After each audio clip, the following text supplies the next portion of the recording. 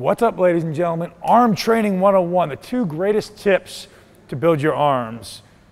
So simple, and it's so consistent with everything else, but yet everyone does it wrong. Guys, what are you trying to do when you're building muscle? What's your objective? My objective is to challenge a muscle.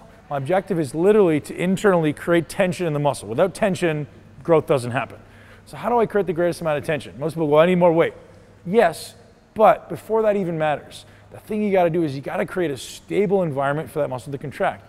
If I'm doing this, how much is that bicep moving?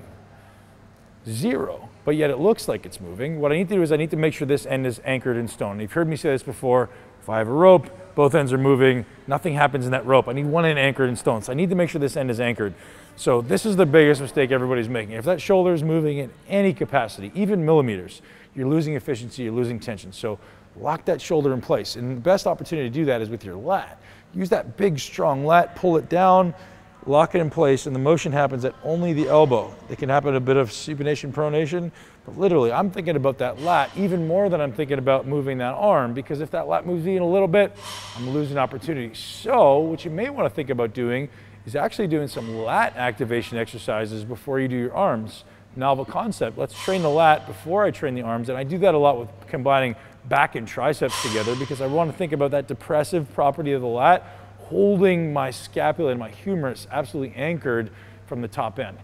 The second tip, make sure you find length. Make sure you find complete length in that muscle, meaning if it's the bicep, I want to be here. If it's the tricep, I want to be here. And then I want to initiate. So my thought when I'm initiating is I'm almost pushing into an immovable object. So what does that feel like if I'm right there and I'm just pushing to something that wouldn't move? Oh, that's a massive contraction. Now continue to try to push that immovable object all the way through. And even trying this at home, you should be able to create a tremendous amount of tension inside your muscle before you move and without any load, and then the load just adds resistance against contraction through the whole rep. Conceptualizing moving weight doesn't matter. Completing an exercise isn't your objective. What is your objective? My objective is challenging a muscle. So whatever that looks like. Does it have to be 12 inches a rep, or can it be 3? It can be whatever it is that you're capable of right now to challenge that muscle maximally through this range of motion. So think about it. Is this set done when I can no longer complete a full repetition?